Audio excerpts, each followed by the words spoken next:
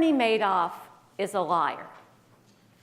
Perhaps the most gifted liar I've met in nearly 50 years of writing about finance and government. His ability to tell credible lies helped him build the $65 billion fraud that ruined tens of thousands of people's lives. His lies were devastating, even deadly. At least 2 investors committed suicide when they learned of their Madoff losses. But I don't think Madoff's talent for dishonesty alone explains how he did so much damage. I think criminals like Madoff are helped enormously by our own fuzzy understanding about the quality of trust. Trust. It's a beautiful and healthy part of every life.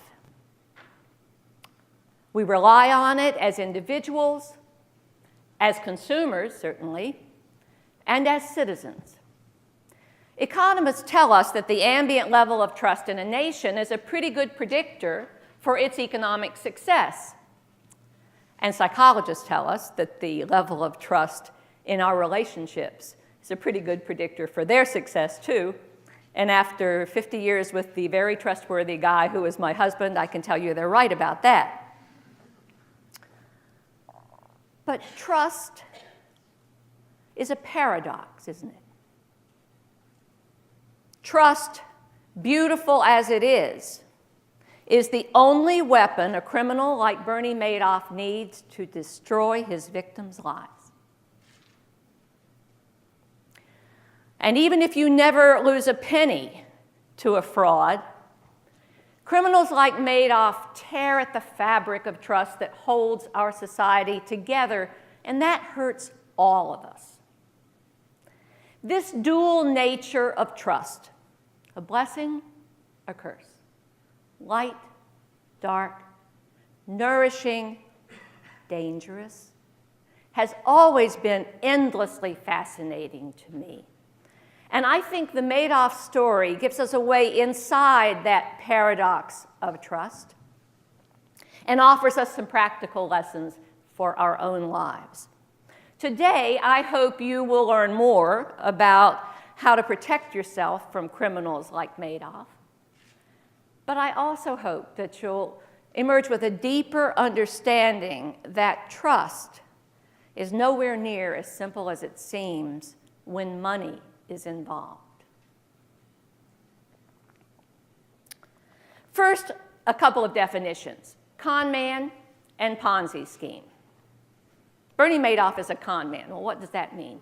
Con man, as you may know, is an abbreviation for confidence man, a term that was in use at least as early as 1857 when Herman Melville used it as the title for his final novel. And confidence man is a pretty good way to describe a criminal who wins your confidence and then uses it to swindle you. Yes, there have been some confidence women. But as a group, con artists are overwhelmingly male, so I'm going to stick with con man. Like Bernie Madoff, all con men are liars. But all liars are not con men. And we're at a moment in our history when it's important to make that distinction, to point to some of the oft-exposed liars on the public stage today and say, well, they're con men. Well, frankly, that's an insult to con men. Liars, they're a dime a dozen. Any 4-year-old can tell a halfway decent lie. You and I can tell much better lies, although I'm sure, like me, you try not to. Telling lies is very, very easy. Telling lies without getting caught. Telling lies without raising a whiff of suspicion. Telling lies that inspire trust and belief in everyone who hears them, well, that is very, very difficult. And that is what every successful con man must be able to do. Let's think about Madoff for a minute. In the decades that Madoff was secretly running his massive fraud, no national publication ever ran a list of the 2,000 lies that Madoff had told in the previous year. None of his speeches ever got 4 Pinocchios or a Pants on Fire award. If that had ever happened, just once, well, Madoff would have still been a liar, but his career as a con man would have been over. Okay, that's con man. Let's turn to Ponzi scheme. That's the kind of fraud that Madoff and a host of other con men like to pursue.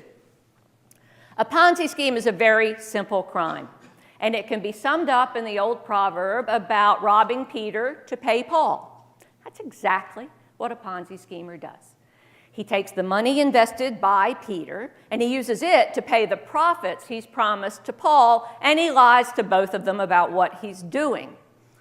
Ponzi schemes, too, like con men, have been around for a long, long time, but for most of that history, up until 1920, they were known as Peter to Paul schemes, for obvious reasons.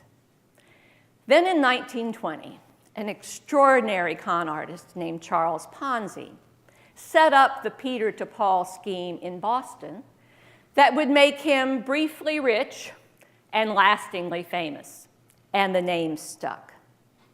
Since Ponzi's arrest almost a century ago, there have been countless copycat crimes, and the odds are very good that there are dozens of undetected Ponzi schemes going on across the country right now. The website PonziTracker.com reports that there have been, on average, 65 Ponzi schemes exposed every year since 2002. Think about it. That's a fresh fraud surfacing every 5 days. Now, we've had Ponzi schemes involving Bitcoin, involving art, involving wines, latex gloves, for some reason, even tickets to the hit Broadway musical Hamilton. So I can't predict what kind of fake investments will be involved in the next 65 Ponzi schemes that will surface in the coming year. But I can tell you this about the people running them. Right now, as I speak, every one of them is a trusted figure in their community. And I know that because the only people who can pull anyone into a Ponzi scheme is a trusted figure in their community. Like Bernie Madoff before his arrest, like Charles Ponzi before he was exposed. The theme is uncharted today, and unfortunately, in my context, it's the criminals who've gone off the chart. Con men are changing, but our understanding of them is caught in the old-fashioned stereotypes of the Charles Ponzi story.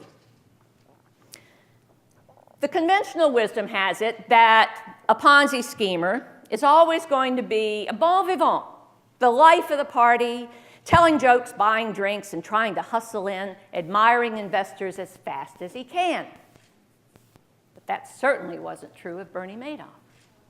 Madoff was quiet, dignified, reserved. And he turned investors away so often it became something of an honor to be allowed to invest with him. So Madoff didn't fit anybody's obsolete stereotype of a Ponzi schemer, and that helped him avoid detection. The conventional wisdom also holds that Ponzi schemes always involve outrageous promises, pie in the sky, overnight wealth. That's at the heart of that old investor warning. You've heard it. If it sounds too good to be true, it is. But that isn't true of the Madoff case. Madoff's returns, while consistent, were comparatively modest by hedge fund standards.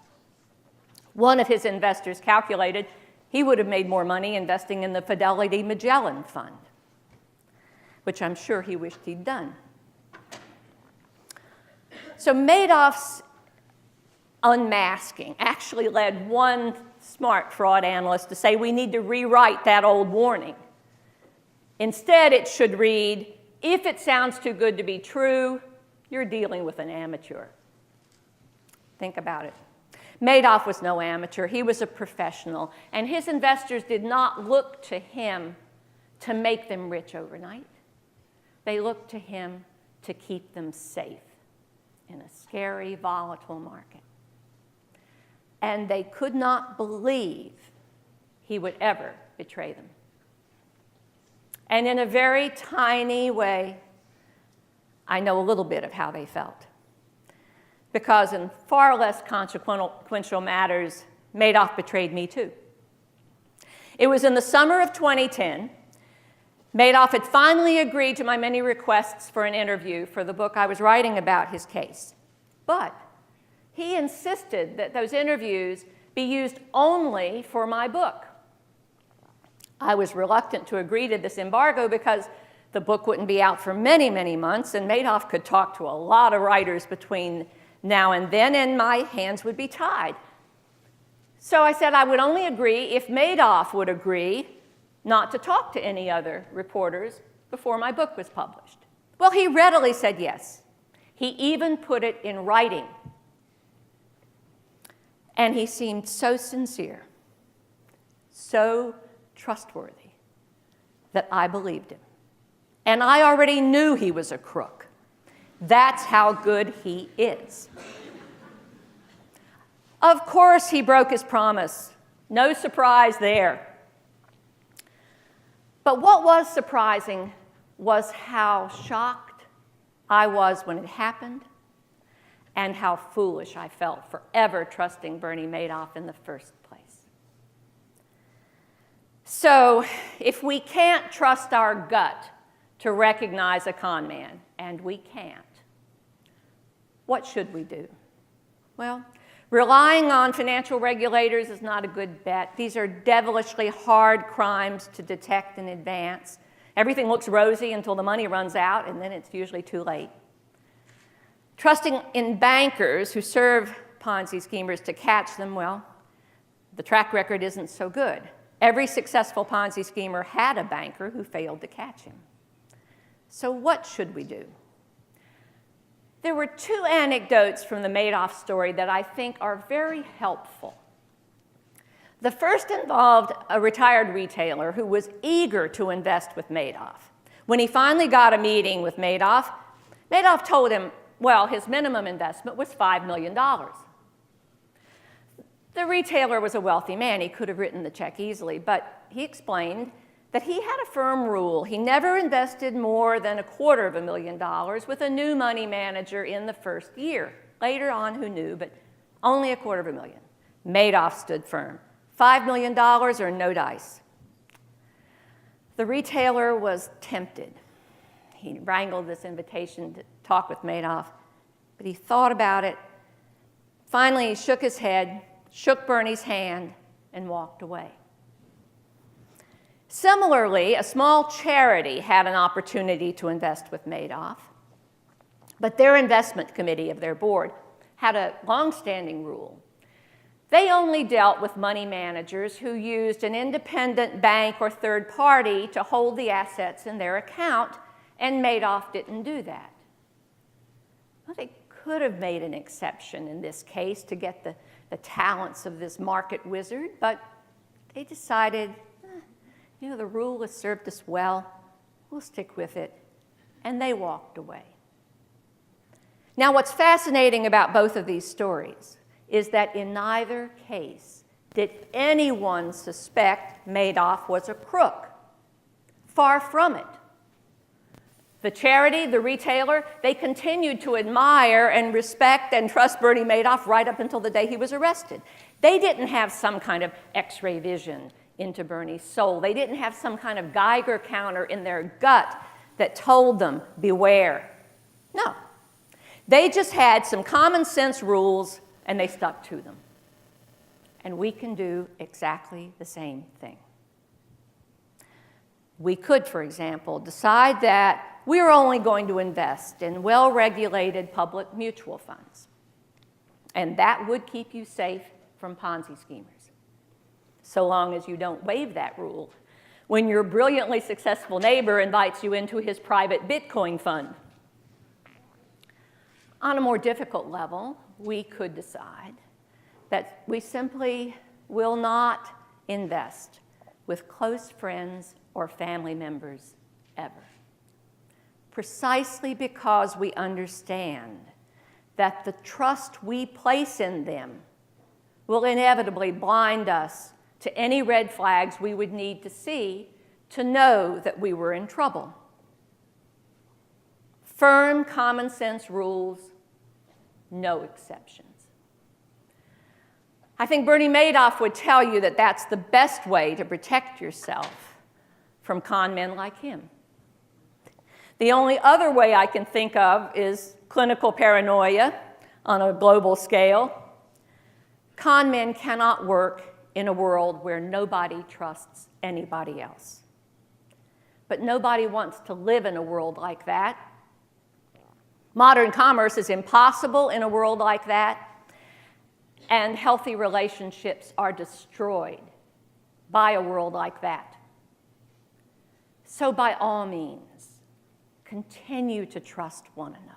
Let's use trust to build strong relationships, strong communities, a strong country.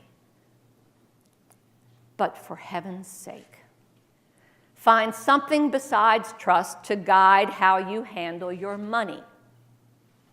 Because trust will always be that two-edged sword, the con man's favorite weapon. Trusting in trust alone to navigate the world of money, well, that's exactly what the next Bernie Madoff is hoping that you will do, and what I'm hoping you won't. Thank you very much.